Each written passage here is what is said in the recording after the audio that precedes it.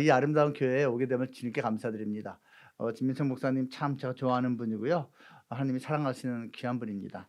또 우리 목사님과 온 가족이 또 성도님들이 열심을 다해서 섬기고 있는 이 가치 있는 교회가 정말 주님 나라 위해서 그 무엇보다도 존귀하게 또 앞으로도 변함없이 가치 있는 모습으로 존재하기를 또 쓰임 받기를 축복합니다. 여러분 요나 스토리 다 알고 있습니다. 실제 존재했던 인물입니다. 요나. 이 선지자는요 하나님하고 제법 친하게 지냈던 것 같아요.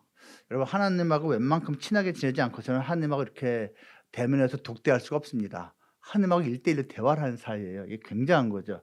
근데 어느 날은 상상하지 못했던 미션을 부여받습니다. 야, 너와 너희 민족이 너무 싫어하는, 너희를 그동안 너무 괴롭혔던 그러한 니느웨 땅에 가서 이런 메시지를 전해라라는 미션을 받았습니다. 그 아수르 또 아시리아라고 하는 그 나라는요. 이 당시에 세계의 많은 부분을 다스리고 있었고 호령하던 강대국이었습니다. 그리고 특히 이제 이스라엘 민족 정말 많이 괴롭혔습니다. 전쟁할 때마다 당연히 졌죠, 이스라엘이. 그래서 많이 역사 자료를 보면요. 얼마나 많은 고통을 당했는지가 흔적이 남아 있고요. 그래서 그냥 싫어할 수밖에 없었어요. 그런데 그 요나에게 하나님께서 이 말 같지도 않은 진짜 큰 명령을 내리신 거예요. 가서 심판의 메시지를 전해라. 여러분 요나가 얼마나 하나님을 잘 알고 있던 사람인 줄 아십니까?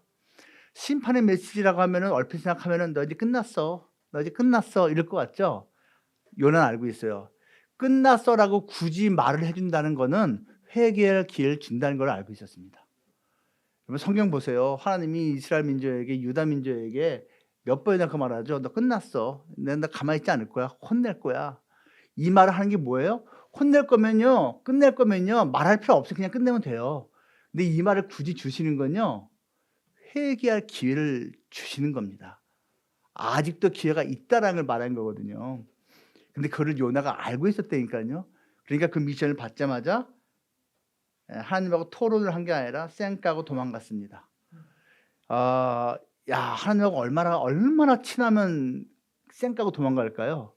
우리 자녀들이 부모 말 잘 안 듣죠. 친하니까 말 안 듣는 거예요. 친하니까. 여러분 친하지 않으면요. 그냥 싸우거나 뭐 다른 식으로 반응합니다. 근데 친하니까 도망가는 겁니다.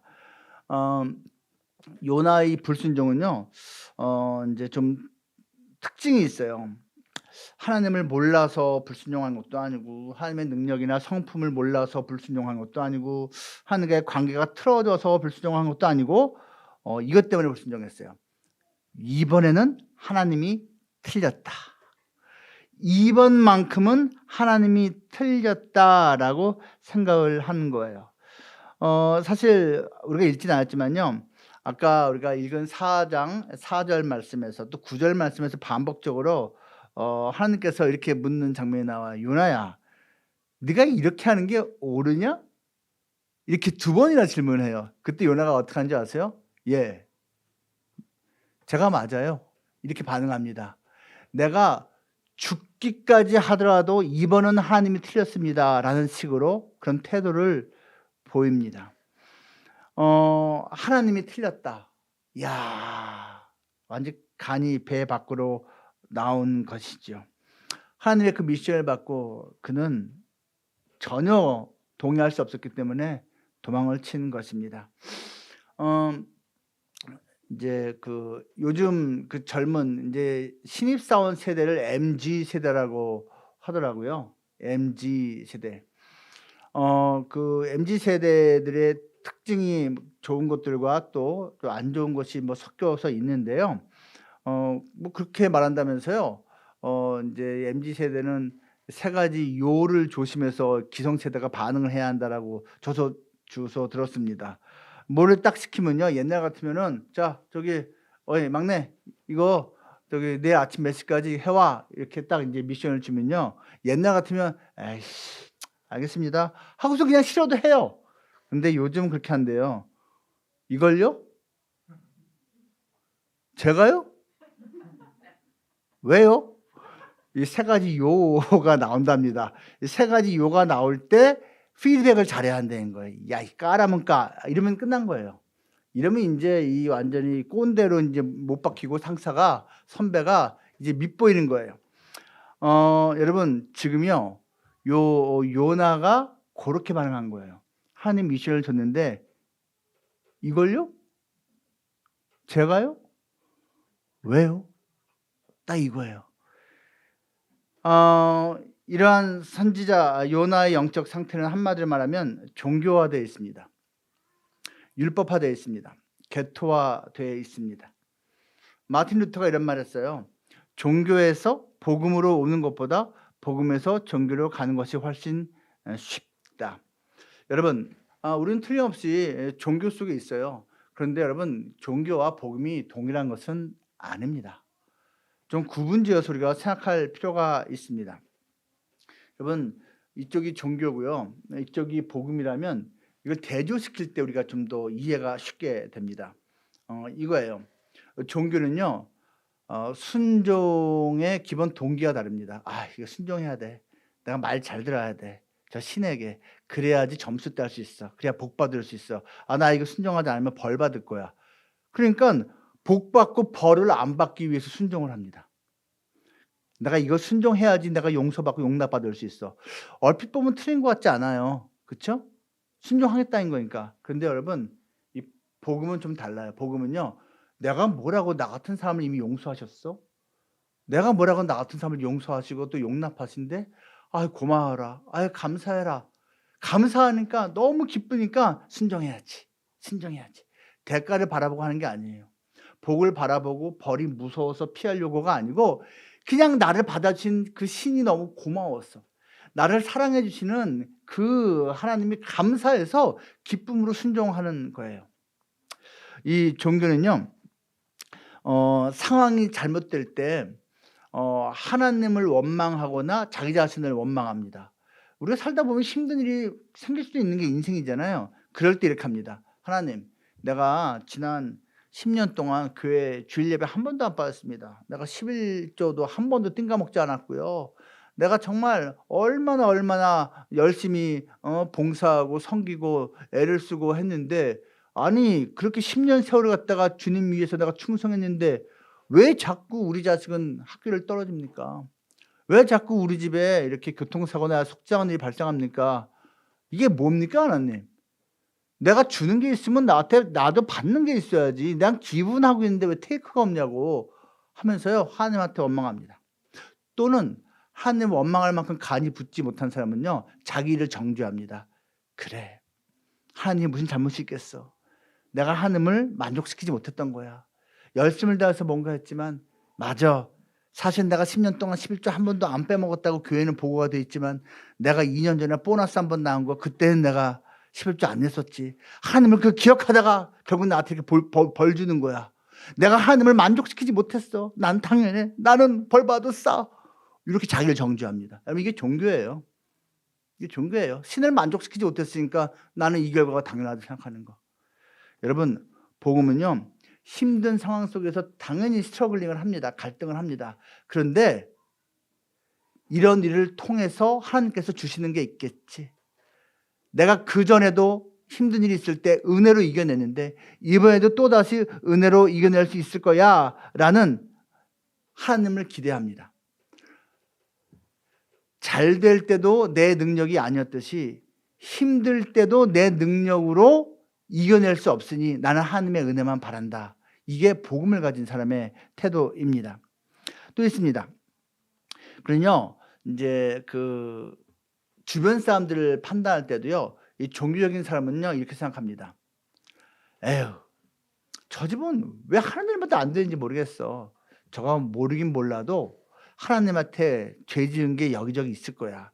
그러니까 구체적으로 드러나지 않지만 하나님이 그렇게 하고선 그 죄 지은 것 때문에 벌 주시고 회개하게 만드는 것이지. 어쨌거나 이게 건강이나 뭐 진로 문제나 뭐 사업이나 이게 다 잘 풀리는 게 하나님과의 관계가 좋다는 증거인 건데 저 집은 안 풀린 거 보니까 하나님과의 관계가 안 좋은 거고 하나님과의 관계가 안 좋은 걸 보니까 저건 죄가 많은 집안이야. 그래서 이렇게 말합니다. 여러분 우리 저 박집자 집을 위해서 우리 기도합시다. 저 집은 회복돼야 되는데 그전에 먼저 회개해야 돼. 회개. 우리가 모르는 죄가 있을까? 회개해야 돼. 저 집을 위해서 기도해야 돼."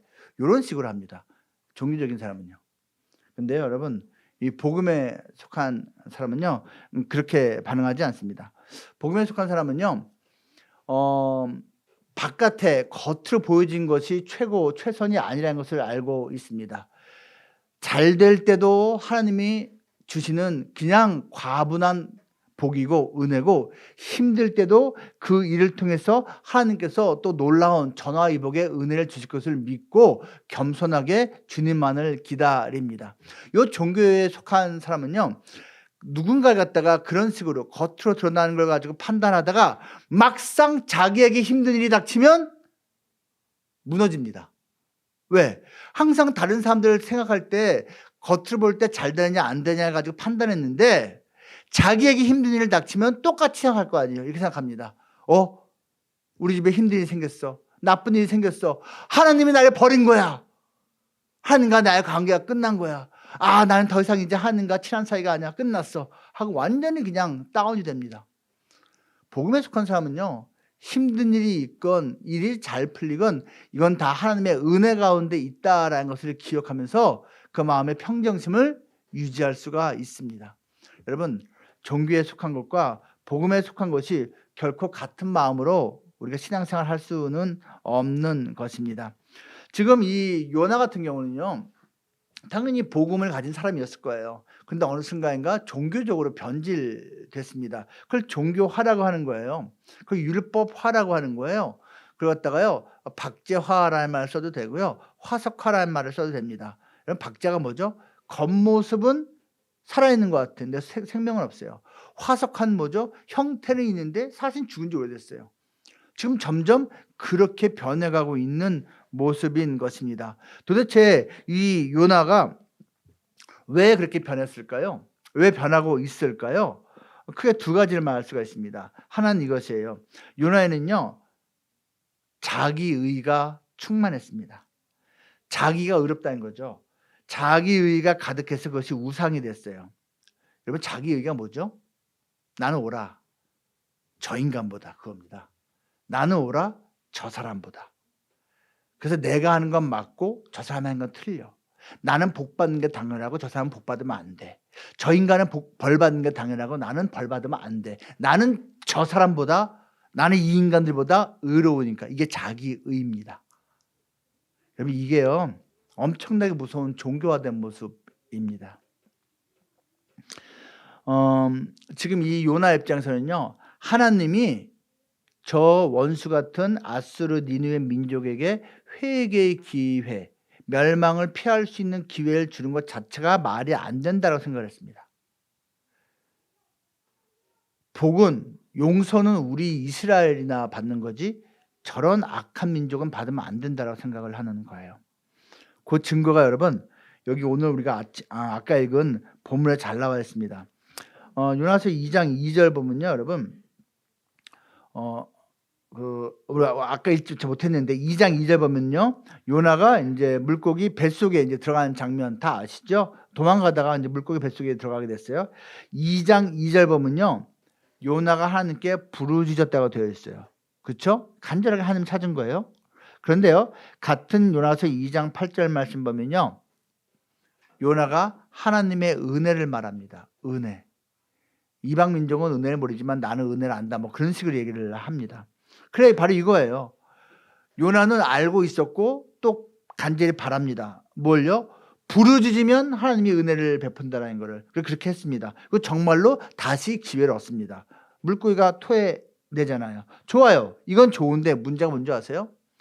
요나서 3장 8절 말씀 보면요 요나가 이제 그래도 반은 이제 신중하니까 또 니느웨 백성에 가서 니네 망할 거야 라고 이제 멸망을 선포합니다. 그런데 원치 않았던 일이 정말 발생해요. 그 니느웨 백성들이 왕부터 시작해서 어린아이까지 심지어 짐승까지 다 회개하고 옷을 찢으면서 이제 금식하면서 죄를 뿌리면서 하나님 잘못했어요 하는 거예요. 그러니까 하나님이 은혜를 베푸는 거예요. 내가 멸망하려는 거 내가 취소한다. 그래서 우리가 아까 읽은 4장 2절 말씀 보면요, 이렇게 따집니다. 요나가 아이씨, 내가 걱정했던 대로 멸망이 결국 취소된 것 같네. 이게 뭐야? 하나님은요 너무 은혜로워요 말합니다. 4장 2절. 하나님은 자비가 너무 많아요. 노하기를 너무 더디해요. 참아요. 하나님은 너무 사랑이 많아요. 따집니다. 너무 웃기지 않습니까? 여러분 보세요. 지가 죽을 상황에서 회개하면서 부르짖어서 은혜 받는 것은 당연하고, 지가 싫어하는 저 인간들이 부르짖어서 하나님께 은혜 받는 건 안 돼요.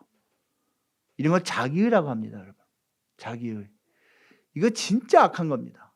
진짜 무서운 겁니다. 요나가 그런 모습이었어요. 여러분, 자기의가 이 하나님과 나 사이를 가로막는 엄청난 장애물입니다. 이 시대에 수많은 착한 사람들이, 수많은 종교인들이 하나님을 무시합니다. 하나님을 외면합니다. 자기는 의롭기 때문에, 자기는 착하기 때문에, 나에겐 도덕이 있기 때문에. 누가복음 15장에 보면요, 우리가 잘 알고 있는 그 돌아온 탕자 비유가 있습니다. 돌아온 탕자 스토리 다 아시죠? 이제 어머니는 등장하잖아요. 근데 아버지가 있고 두 아들이 있는데 둘째 아들 놈이 완전 이거는 그냥 인간이 이러면 안 돼요. 살아있는 아버지한테 유산 달라고 졸라갖고선 아버지가 무슨 생각인지 유산을 주니까 그거 갖다가 그냥 먼 나라 가서 허랑방탕하게 금방 다 날려버립니다. 그리고서 그제서야 정신이 좀 돌아오죠. 그래서 쭈삣쭈삣 아버지에게 돌아옵니다. 근데 아버지는 근데 혼내지도 않고, 내가 다시 한번 기회를 주긴 하지만 내가 너 하는 거 봐서 너 도와줄 거, 이런 말도 필요 없습니다. 그냥 묻지도 따지도 않고 그냥 받아줍니다. 사랑합니다. 키스를 합니다. 그리고 아들로서의 지위를 돌려줍니다. 근데 문제는 여러분, 첫째 아들입니다. 첫째 아들이 그날도 열심히 일하다가 돌아오는데 풍악 소리가 바깥에 들리는 거예요. 아들 돌아왔다고 아버지가 잔치를 열었거든요. 종을 불러넣어서 이게 뭐야 했더니, 죽은 줄 알았던 당신의 동생이 돌아와서 주인께서 지금 잔치를 벌였습니다. 그때 같이 기뻐한 게 아니라 열받았습니다. 화를 냅니다. 짜증을 냅니다. 그리고 아버지가 바깥에 나오니까 아버지한테 막 항의를 해댑니다. 저는 인간 쓰레기를 했다고 왜 받아주냐고. 우리 가문에 스치고 저는 인간이 없어야 되는데 아버지 지금 뭐 하는 짓이냐고 막 따집니다. 화를 냅니다. 여러분 똑같지 않습니까? 똑같지 않습니까? 지금 요나가 지는 하나님하고 가까워도 되고 저 민족이 하나님께 가까이 오는 것은 안 된다. 자격이 없다. 라고 말하는 거나, 첫째 아들이 저 동생 놈은 아버지 집에 돌아올 자격이 없어요. 라고 말하는 거나 똑같지 않습니까? 여러분, 여기서 이 첫째 아들의 모습을 종교라고 말하는 겁니다. 자격이 있으면은 아버지에게 절대자에게 갈 수 있는 거고, 자격이 없으면 못 간다. 근데 복음은 그렇지 않아요, 여러분. 복음은요, 자격이 없는 우리를 이미 그냥 무조건 받아주신 거에 대해서 감사함으로 우리가 반응하는 게 복음이에요. 이 자기의에 찌들어 있는 이 첫째 아들이요, 그 아버지한테 항의하는 모습 보십시오. 불만이 많습니다. 나는 한 번도 아버지를 떠난 적도 없고요. 나는 아버지 재산을 축낸 적도 없고요. 오늘까지도 나는 지금 노예처럼 일하다 왔어요. 여러분, 원어로 찾아보면요, 나는 힘껏 일했다고 말하지만 원어로 찾아보면 노예처럼 일했다고 말하는 겁니다. 불만이, 내가 얼마나 교회에서 10년 동안 충성했는지 아세요? 내가 얼마나 주님 나라 위해서 애쓰고 봉사하고 진짜 새벽부터 나와서 뭐하고 얼마나 내가 교회에 봉사했는데 결국은 내 아들이 이렇게 됐어요. 내 딸이 이렇게 됐어요. 우리 집이 이렇게 됐어요. 이거예요, 이거. 나는 기부를 많이 했는데 왜 테이크가 없냐, 따지는 이런 식으로 말하는 거예요. 그 첫째 아들은 아버지 곁에 물리적으로는 존재하고 있었지만 아버지의 마음을 헤아릴지 몰랐어요. 이게 뭐 하는 겁니까? 교회 생활은 열심히 해도 사실은 하나님 볼 때, 너는 교회 생활 열심히 하는데 내 마음을 모르고 그냥 네가 열심히 하는 거야. 내가 진짜 너한테 바라는 거 그거 아니야. 라고 말을 하실 수 있지 않을까요? 어쨌거나 이 요나 같은 경우는요, 정말로 그렇게 자기의가 충만한 사람이었습니다. 여러분, 복음은요, 복음은요. 그 둘째 아들의 모습 당연히 아닙니다. 죄 많고 부도덕하고 하나님 말씀 율법 반율법적이고 이런 모습을 복음이라고 하지는 않습니다. 근데 복음은요. 첫째 아들도 아닙니다. 첫째 아들 뭐예요? 도덕적이에요. 율법적이에요. 종교적이에요. 근데 복음은 아니에요. 복음은 아버지 모습이에요. 은혜입니다. 복음은 사랑입니다. 은혜입니다. 품어주는 겁니다. 기다려주는 겁니다. 내가 손해를 보면서까지도 품어주는 겁니다. 그게 복음인 것이죠. 즉 요나가 바로 그렇게 사실은 어리석은 첫째 아들 종교인 도덕주의자의 모습이었다라는 겁니다. 그리고 요나가 변질된 거 두 번째 모습이 있었기 때문입니다. 요나는요. 자기 신념이 너무 강했습니다. 그 신념이 우상이 됐습니다.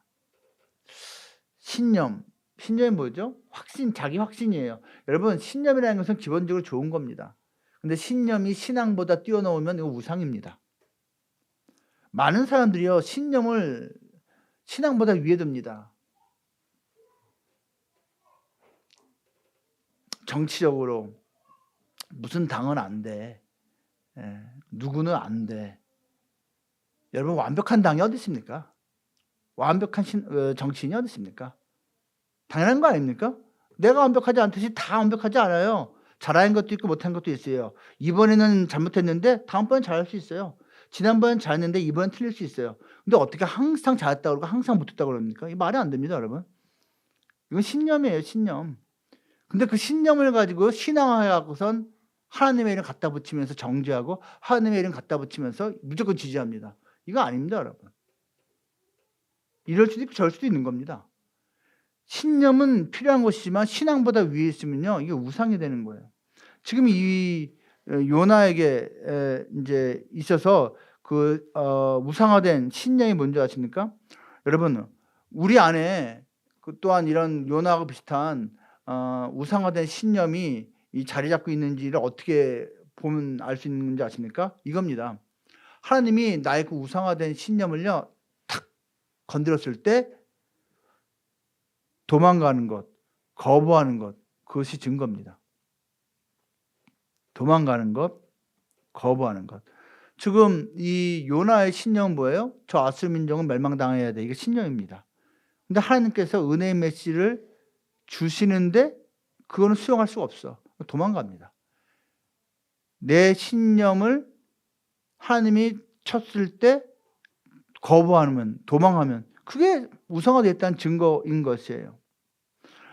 우리가 읽은 요나서 1장 말씀 보면요. 거기서 여러분 1장 3절에서 그리고 10절에서요. 요나가 하나님의 얼굴을 피했다라는 말이 3번이 반복됩니다. 하나님의 얼굴을 피하다라는 말이 3번 반복돼요. 여러분 성경에서요. 하나님의 얼굴을 피했다는 말은 무조건 다 죄와 관련되어 있습니다. 100%예요. 100%.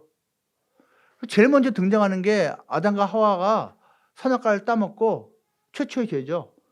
선악과를 따먹고 하나님의 낯을 피하여 동산 그늘에 숨었다고 되어 있습니다. 하나님의 낯을 피한 거나 하나님의 얼굴을 피한 거나 같은 단어예요. 즉 요나가 하나님의 얼굴을 피해요. 이건 죄 가운데 빠진 겁니다. 그리고요. 1장 3절과 5절에 보면요. 요나가 점점 내려갔다라는 표현이 또 3번 반복이 되어 나옵니다. 요나가요. 이제 맨 처음에는 다시스라고 하는 거 다시스로 가려고요. 욥바로 내려갑니다. 욥바라는 것은 지금도 있어요. 지금도 이스라엘에 텔아비브라고 하는 수도가 있잖아요. 아시죠? 텔아비브 수도에 바로 옆에 그냥 나란히 붙어 있는 한국으로 말하면요. 서울 옆에 분당 있듯이 바로 옆에 붙어 있는 자파라고 하는 그런 조그만 항구가 있어요. 그게 욥바인데요. 얘가 지금 있어요. 그 욥바까지 내려갔어요. 욥바에서 배로 내려갔어요. 물론 한국말은 배로 내려갔다는 표현이 없고 배에 올랐다라고 표현을 쓰죠. 그래서 배에 올랐다라고 쓴 겁니다. 그냥 번역을 이렇게 한 거 다 똑같은 단어예요. 그리고 배에 오른 다음에 배에 내려간 다음에 맨 밑창까지 내려갔다가 3번 나와요. 여러분 이건요 하나님의 시점에서 보면요 점점 더 하나님으로부터 멀어진 겁니다. 내려가고 도망가는 거예요. 더 이상 도망갈 데가 없으니까 이제 배 밑창까지 내려가서 마지막 내려가는 단계가 뭔지 아세요? 시면에 쿨쿨 잤어요. 하나님을 생각하기도 싫다는 겁니다. 쿨쿨 자는 거. 얼굴을 피하고 내려가는 거. 이게 인제 요나의 모습이었습니다. 또 한 가지가 있습니다. 우리 안에 신념이 신앙화됐다라는 것을 보여주는 신앙보다 더 커졌다는 것을 보여주는 증거 중에 하나가 뭐냐면 하나님한테 분노하는 겁니다. 하나님한테 짜증을 내는 겁니다. 우리가 아까 읽은 4장 1절 말씀 있죠. 인제 니느웨 백성에게 인제 멸망을 내지 않고 오히려 은혜를 베푸시는 그 하나님을 보면서 4장 1절 요나가 매우 싫어하고 성냈다라고 되어 있죠. 성냈다라고 되어 있죠. 그런데요. 이 4장 1절 말씀은요. 히브리 원어로 반복함이 직역함이 이것입니다. 그것이 요나에게 아주 심히 악했다. 그래서 하나님에게 분노했답니다. 하나님의 은혜 베푸신 모습이 요나의 눈에는 악하게 보였어요. 그래서 하나님한테 막 화를 낸 겁니다. 그래서 하나님께 성내다라는 표현이 이후 반복이 되어 나오고 있습니다. 여러분 이게 우상입니다. 하나님이 내 우상을 치우려고 딱 건드릴 때 오히려 내 우상을 왜 건드리냐고 하나님한테 화를 내는 거. 이게 내 속에 신념이 우상화되어 있다는 엄청난 증거입니다. 엄청난 증거입니다. 신념. 여러분 신념은 어떠합니까? 여러분 신념이요. 이제 종교인에게 진짜 무서운 우상이 될 수가 있습니다. 하나님의 이름으로 잘못된 신념을 가지고 오히려 하나님의 뜻을 거스르는 일들이 얼마나 많은지 모릅니다. 예수님 당시의 종교인들이 바로 그 모습이었어요. 예수님 당시의 종교인들이 하나님의 이름으로 예수님을 십자가에 못 박았습니다. 하나님의 이름으로 불법을 행했습니다. 불법 재판, 불법 판결, 불법 사형. 신념입니다. 그 장미의 이름이라는 유명한 소설이 있었습니다. 음베르토 에코라고 하는 이탈리아 소설가가 쓴 건데 전 세계 베스트셀러였습니다. 영화화됐고요. 미국 드라마로도 만들어졌습니다. 영화가 특히 뭐 엄청나게 우리나라에서 인기를 끌었죠. 숀 커널이라고 하는 옛날 007 주인공이었던 그 사람이 이 주인공 나옵니다. 윌리엄이라는 이름을 가진 수사로 나와요. 14세기 인제 그 중세에 어떤 수도원에서 연쇄 살인 사건이 발생합니다. 수도원인데 수도원의 수사들 신부죠. 그들이 계속 죽어가는 거예요, 젊은이들이. 그래서 결국은 윌리엄 수사가 이제 교황청으로부터 파견을 받습니다. 사건을 파악하라고. 근데 이 사람이 천재적인 사람이에요. 뭐 탐정 같은 사람입니다. 딱 와서 시체들을 보고선 벌써 뭔지 알았어요. 시체들이요. 한결같이 혀끝하고 손끝이 까맣게 변해 있어요. 독극물 살해입니다. 독극물 살해. 그래서 인제 하는데 결론적으로 말하면요. 범인이 누구냐 하면요. 수도원에 인제 그 도서관이 있어요. 책이 빼곡히 있는 도서관장으로 있는 가장 나이가 많고 존경받는 호르헤라고 하는 노수사, 늙은 수사였습니다. 그 사람이 이 젊은 사람들 갖다가 하나하나 다 죽인 거예요. 왜 죽였을까요? 나중에 밝혀졌어요. 그 사람이 진범으로. 그가 그 젊은 수사들을 죽인 이유가 이것입니다. 거기에 온 사람들은 한결같이 죽은 사람들이 똑같이 대여한 책들이 있습니다. 도서관에서 보는 거예요. 그 책이 뭐냐 하면요. 일종의 코믹북이었습니다. 코믹북. 아리스토텔레스가 지은 희극론이라는 책이었습니다. 참고로 말하면 아리스토텔레스는 희극론 쓴 적이 없습니다. 이건 소설이기 때문에 이렇게 쓴 거예요. 아리스토텔레스의 비극론만 남아 있습니다. 근데 희극론이라고 한 거예요. 아리스토텔레스의 희극론이 재밌는 거예요. 그러니까 이걸 갖다가 도서관에서 빌려서 이렇게 보면서 이렇게 넘겨가면서 보는데 재밌으니까 이 젊은 수사들이 이러면서 본 거예요. 근데 이 수사 늙은 호르에게는 신념이 있었어요. 확신이 있었어요. 뭔지 아세요? 신부는 웃으면 안 된다. 항상 근엄해야 된다. 항상 진중해야 된다. 일반 대중하고 다르게 하나님을 전하는 이 신부는 웃으면 안 된다. 웃는 것들은 다 지옥 자식이다라는 신념이 있었어요. 근데 그 책은 자꾸 이 젊은 신부들을 웃게 만들어. 참을 수가 없는 거예요. 저 책을 찾는 것들은 다 지옥 갈 것들이야. 가짜 신부들이에요. 그래서선 책 가장자리에다 독극물을 다 발랐어요. 그래서 이렇게 한 장 넘길 때보다 죽게 된 거예요. 나중에 자기가 진범이 밝혀졌어요. 근데도 뉘우치지 않아요. 불이 나서 죽어갑니다. 끝까지 자기는 하나님을 위해서 했다고 합니다. 여러분 이렇게 무서워요. 하나님을 위해서 사람을 죽이면서도 이게 하나님을 위해서라고 합니다. 신념이 우상화되면요 이렇게 무서운 겁니다. 지금 요나가 바로 신념이 우상화됐기 때문에 하나님이 그걸 보셨을 거 아니에요. 저놈이 이거 큰일 났는데? 나를 위해서 뭐 한다고 하는데 나를 향한 신앙보다 자기 신념이 더 커졌네? 우상이 되어버렸네? 하나님께서 가만히 있으면 안 되잖아요. 그래서요 이 미션을 왜 요나에게 주셨는지 아십니까? 요나를 깨트리기 위해서 주신 거예요. 하나님께서 요나를 사랑하시기 때문에 그의 잘못된 우상화된 딱딱하게 굳어버린 화석화된 그의 신앙을 영성을 다시 말랑말랑한 부드러운 영성으로 돌이키시기 위해서 하나님께서 사용하신 방법이 그가 감당하기 벅차 보이는 놀라운 미션을 주신 겁니다. 이게 하나님께서 하신 방식이에요. 평소에 하던 건 잘 해왔으니까 계속해. 근데 너도 모르고 있는 너의 영혼 속에 그 암덩어리 같은 그거 제거하기 위해서 내가 너를 위해서 특별히 허락한 일이다 하면서 미션을 주신 겁니다. 하나님께서 원수 사랑이라는 미션을 주신 거예요. 요나를 위해서 말입니다. 그리고 요나는 그것을 지금 고통스럽게 배워가고 있습니다. 하나님은 요나를 사랑했기 때문에 큰 고통, 작은 고통 골고루 주셨습니다. 물고기 뱃속에 갇혀있는 거 얼마나 무서울까요? 보통 우리가 말할 때는요 사방이 막혔다, 캄캄하다 표현합니다. 근데 요나는요 물리적으로 사방이 막혔습니다. 그리고 물리적으로 캄캄했습니다. 많은 사람들이 착각합니다. 요나가 물고기 뱃속에 들어갔어. 그 피노키오 동화를 보면은 그 고래 뱃속에 피노키오도 들어가고 그 할아버지 누구죠? 그 할아버지도 들어가 있어서 물고기 뱃속에서 물고기 잡아먹고 거기서 등불도 켜갖고선 거기서 뭐 말이 됩니까? 요나가 물고기 뱃속에 들어갔을 때는요 꼼짝달짝 못했을 거라고요. 거기서 얼마나 고통스러웠을까요? 두려웠을까요? 거기서 꾸역꾸역 그 위액이 나오지 않았겠습니까? 물고기 위액. 그 고통 속에서 당연히 회개할 수밖에 없었죠. 근데 이게 뭡니까? 화장실 들어갈 때 다르고 나올 때 다르다고 이 물고기 뱃속에서 나오니까 또 그러니까 이 자기의 자기 신념이라는 우상이 도대체 얼마나 단단했는지 그거 갖고 해결이 안 돼. 그러니까 하나님 이번에는 좀 소프트한 방법을 쓰십니다.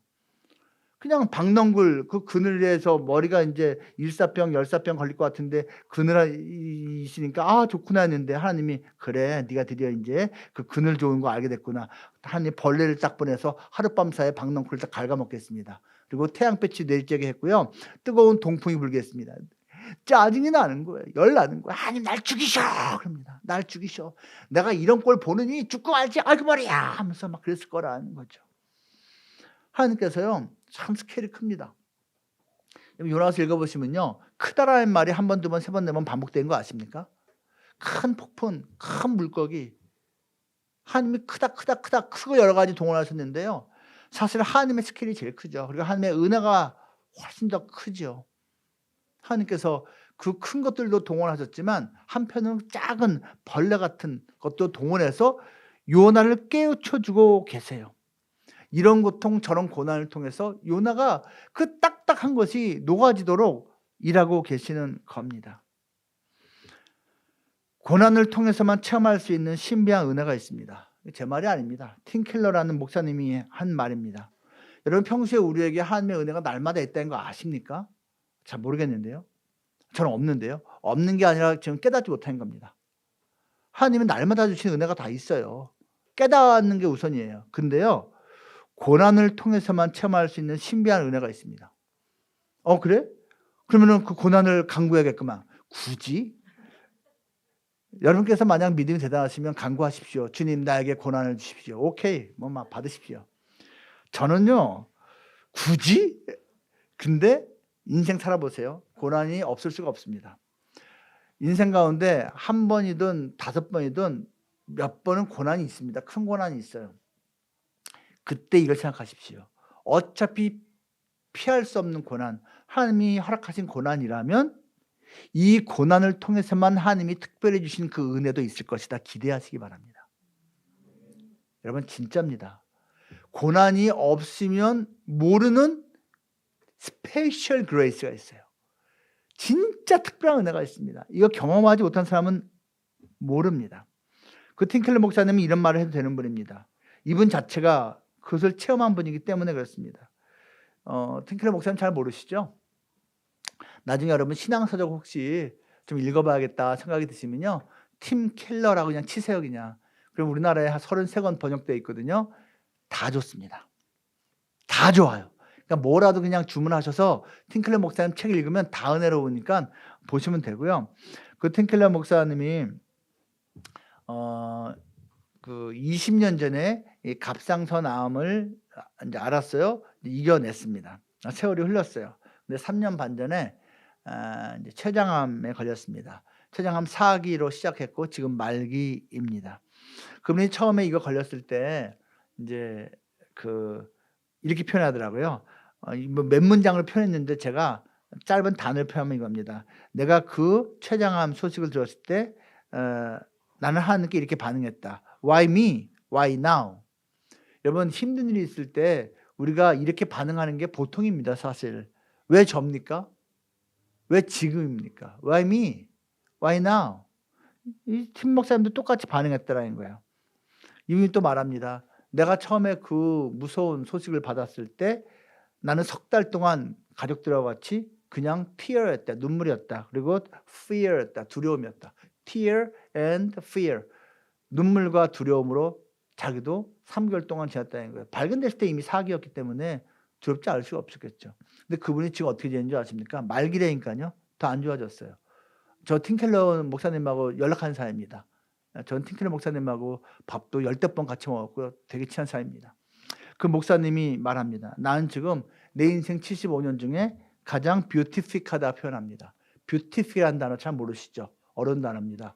황홀한 그 뜻입니다. 나는 가장 황홀한 시간을 지금 보내고 있습니다.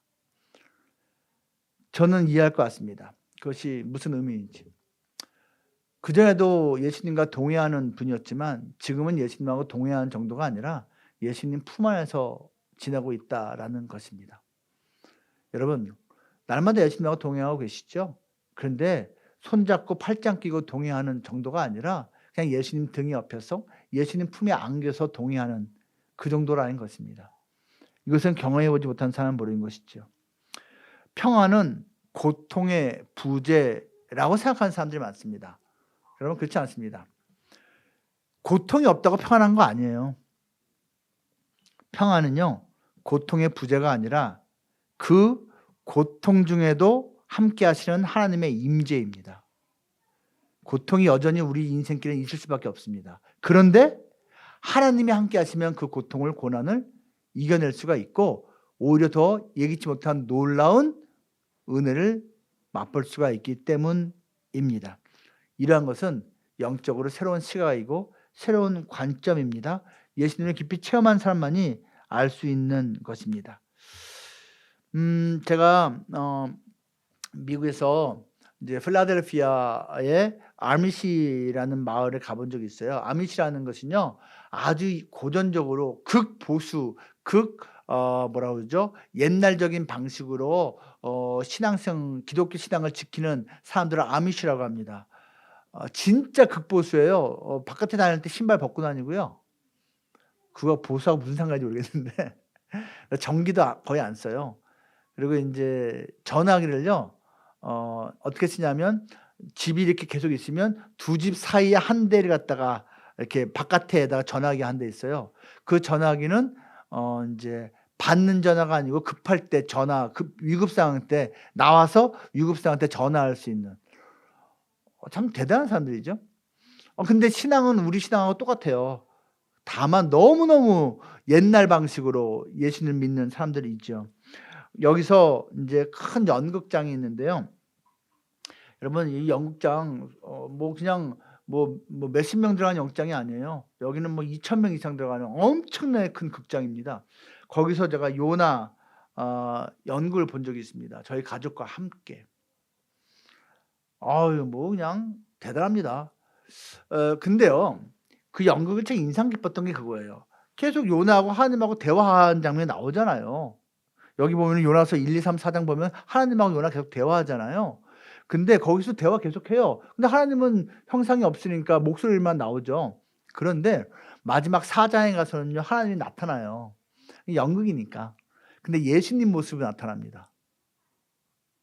신학적으로 맞다 틀리다 말할 수는 없지만 거기선 그렇게 표현하고 싶었나 봐요. 그 요나의 그 아노미 상태, 그 무질서 상태, 영적으로 혼란하고 새로운 하나님을 배워가는 과정, 그리고 고통도 경험한 그 과정에서 계속 대화한 분이 예수님이라고 이제 설정을 한 거예요. 그 예수님이 이제 쫙 나타나는데 포커싱이 예수님께 되어 있는 거예요. 그 연극장, 그 아미시 마을의 연극장에 보면요, 그 본관 앞에 멋진 분수가 퐁퐁퐁퐁 나오는 멋진 분수가 있어요. 그 분수가 어디서 나오느냐? 암석 사이에서 나와요. 암석 위에는요 분수만 나오는 게 아니라 늠름한 아슬란 사자 닮은 사자 형상이 있어요. 사자 바로 오른쪽에는요 예쁜 어린 양이 있습니다. 여러분 공통점 느껴지십니까? 전부 예수님입니다. 예수님이 생명수예요. 분수같이 나와요. 예수님이 락이에요. 암석, 반석이에요. 예수님이 사자예요. 여러분 성경에서 사자가 예수님의 상징 동물입니다. 상징 동물이에요. 그래서 아슬란, C.S. 루이스의 그 영화 소설에서 계속 아슬란이라고 하는 예수님을 대변하는 존재가 사자의 모습으로 나타나는 이유가 그겁니다. 그리고 예수님이 어린 양이잖아요. 그 모든 연극은 항상 예수님한테 포커싱을 한다는 거예요. 전 그게 참 인상 깊었어요.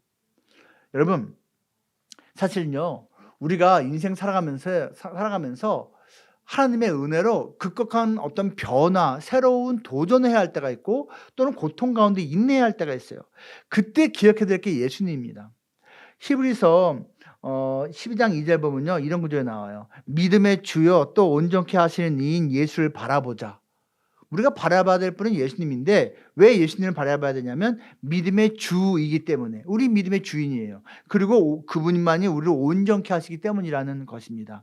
여기서 믿음의 주라는 단어가요 여러분 헬라어로 아르케고스라고 합니다. 이 아르케고스라는 단어, 똑같은 단어가 같은 히브리서 2장 10절에도 나와요. 거기서 이렇게 나옵니다. 예수님을 뭐라고 표현하는 줄 아세요? 구원의 창시자. 같은 아르케고스를 뒤에서는 주라고 표현했고 앞에서는 창시자라고 번역한 거예요. 믿음의 주라는 말은 믿음의 창시자라는 뜻입니다. 쉽게 말하면 믿음의 창시자여 우리의 믿음을 온전케 하시는 예수를 바라보자라고 말하는 것입니다. 이 아르케고스가 결국 우리가 집중해야 될 최종적인 대상이라는 것이죠. 이 아르케고스의 원뜻 아십니까? 어떤 망망대해에 폭풍우가입니다. 밤이 됐습니다. 이 배가 더 이상 견디지 못하고 이제 좌초하기 직전이 되었습니다. 사방을 둘러봐도 이 캄캄한데 어디 육지가 보이지 않습니다. 근데 자세히 보니까 저 멀리에 조그만 불빛이 보여요. 아, 저기 사람이 살고 있구나. 저기까지만 가면 살 것 같은데 이 배는 더 이상 움직일 수가 없어요. 이미 깨지고 있어요. 사람들 다 빠져 죽기 직전이에요. 그때 그 배에서 수영을 제일 잘하는 사람 하나를 뽑아요. 그 수영 제일 잘하는 사람 허리에다가 긴 밧줄을 묶어요. 그리고 이 사람이 대표로 그 험난한 폭풍우 바다로 뛰어듭니다. 그 흑암 가운데 깜빡깜빡하는 저 불빛을 향해서 목숨을 걸고 수영을 합니다. 그리고 드디어 도착을 합니다. 자기 허리에 묶여있는 밧줄을 풀어갖고는요 튼튼한 바위에다가 또는 나무에다가 그걸 묶습니다. 그리고 표시를 합니다. 오라고. 그러면 이 배에 남은 사람들이요 이제 배가 가라앉기 전에 이 밧줄을 잡고 수영을 못하는 사람도 따라가기만 하면은 이제 구원받을 수 있는 거예요. 산할 수 있는 거예요. 그렇게 그 죽음의 바다를 제일 먼저 건져서 구원의 밧줄을 묶는 그 수영한 그 사람을 아르케고스라고 합니다. 아르케고스, 예수님이 바로 그 죽음의 바다를 맨 처음 건너신 분이시고 우리에게 구원의 밧줄을 주신 분이에요. 우리 혼자의 힘으로는 거기를 건너갈 수 없는데 그 밧줄을 잡고 가면 되는 거예요. 오직 그 밧줄만 붙잡고 그분이 계신 저기까지 그냥 가는 거지 딴 데 하는 팔면 안 된다라는 것이죠. 여러분, 우리가 그 아르케고스 대신 그 예수님을 바라보면서 우리가 한눈을 팔지 않아야지 우리의 신앙이 화석화되지 않습니다. 박제화되지 않습니다. 종교화되지 않습니다. 율법화되지 않습니다. 참된 복음 가운데 끝까지 존재할 수 있습니다. 그리고 그 복음의 핵심 내용은 그 콘텐츠는 은혜라는 것입니다. 슬기로운 의사생활 시즌 1, 2가 다 끝났습니다. 이 드라마 정말 재밌더라고요. 슬기로운 의사생활 보신 분 있나요? 거기에서 시즌 1의 제 10화에서 이런 장면이 나옵니다. 어떤 환자가 뭐 때문인지 모르지만 입원해 있는데 체내에 칼륨이 점점 쌓이고 있어서 칼륨 수치가 높아진답니다. 근데 그게 무슨 의미냐면 칼륨 수치가 어느 일정 수준 되면 뭐 7, 8쯤 되면 갑자기 심정지가 되어도 이상하지 않다라는 거예요. 칼륨이라는 게 무섭더라고요. 그러니까 의사들이 저기 점점 쌓이고 있는데 이거 오늘 내리면 다 쌓일 것 같아요. 안 되겠어요. 칼륨 이거 인위적으로 빼내야겠어요. 근데 간단합니다. 저기 관장하시면 됩니다. 원장님 관장 받으시면 이 칼륨 수치가 쭉 내려가니까 관장 받으세요. 근데 이 사람이 싫다 그럽니다. 죽을 수 있다는데 오늘 내일 죽을 수 있다는데 관장을 안 받겠대요. 관장 뭔지 아시죠? 이 사람이 거부합니다. 왜 안 받냐고 주치의가 그러니까 수치스러워요. 대사선 점잖게 수치스럽다고 되어 있는데 일상 용어로 말하면 이거죠. 쪽팔리다인 거죠. 쪽팔리다고. 싫어요. 싫어요. 주치의가 열받아서 짜증내고 나가버립니다. 근데 그 레지던트 옆에 있던 그 사람이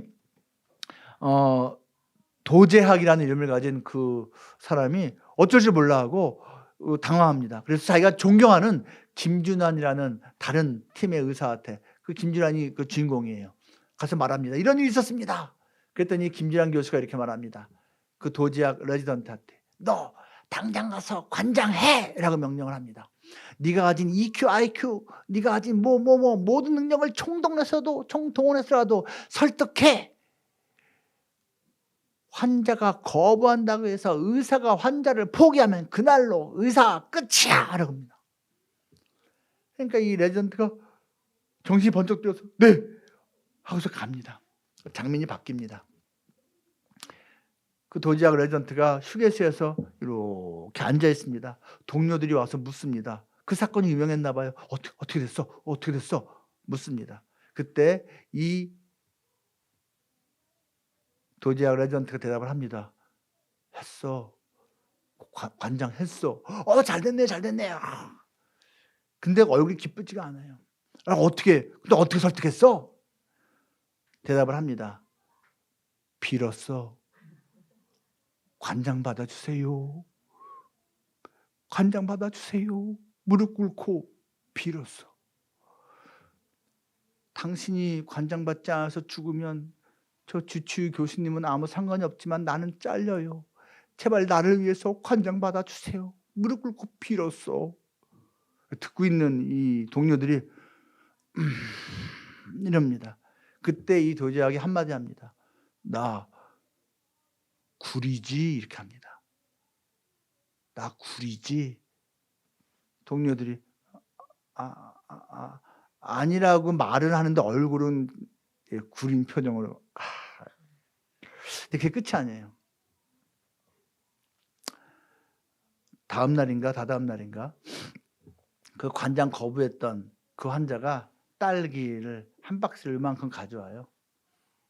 자기가 직접 농사지은 거라고 하면서. 그리고 거기에 조그만 쪽지 하나가 쓰여져 있습니다. 거기에 이렇게 쓰여져 있어요. 그 환자가 쓴 거예요. 선생님, 그 도제학 레지던트에게 말하는 거죠. 선생님, 고맙습니다. 나를 포기하지 않아 주셔서 고맙습니다. 이 은혜 평생 잊지 않겠습니다. 여러분, 은혜가 뭐냐면요, 포기하지 않는 겁니다. 포기하지 않는 거예요. 여러분, 요나서 보십시오. 하나님의 은혜가 핵심입니다. 근데 하나님의 은혜가 뭐로 나타나는 줄 아세요? 포기하지 않는 모습. 뭘 포기하지 않죠? 니느웨 백성같이 극악무도한 자들도 포기하지 않습니다. 끝까지 살리려고 하십니다. 또 한 가지 뭐죠? 요나같이 밥통같이 고집세고 말 안 듣고 하나님한테 떽떽거리는 인간조차도 하나님은 끝까지 포기하지 않고 사용하십니다. 이게 하나님의 은혜예요. 누가복음 15장에 있는 그 아버지 보십시오. 탕자로 갔다가 돌아온 아들도 포기하지 않죠. 고집불통에다 아버지 마음 헤아릴지 모르는 이 잘난 첫째 아들도 포기하지 않죠. 포기하지 않는 것, 그의 은혜입니다. 포기하지 않기 때문에 예수님이 우리를 대신해서 죽으신 겁니다. 포기하지 않기 때문에 하나님이 우리를 사랑하시기 때문에 그 아들을 죽게 하시기까지 우리를 포기하지 않으신 겁니다. 이게 은혜예요. 여러분 어떤 은혜, 여러분 어떤 교회를 여러분은 바라고 있습니까? 여러분 그 무엇보다도 은혜가 살아있는 교회가 되어야 됩니다. 서로 간에 은혜를 주고받는 교회. 여러분 때문에 이 자리에 함께하지 못한 여러분의 가족에게도 여러분 통해서 하나님의 은혜가 전해져야 됩니다. 여러분의 직장에 여러분 때문에 은혜가 넘쳐나야 됩니다. 여러분은 은혜를 받을 자격이 있고요. 하나님의 일방적인 사랑으로. 그리고 여러분은 은혜를 나누고 전해야 될 의무가 있습니다. 은혜 충만한 교회. 하나님께서 여기 있는 모든 분들을 은혜로 더욱 감싸주시기를 축복하고요. 하나님께서 여러분을 은혜의 도구로 멋지게 사용하시기를 거룩하신 주님의 이름으로 축복합니다. 기도하겠습니다.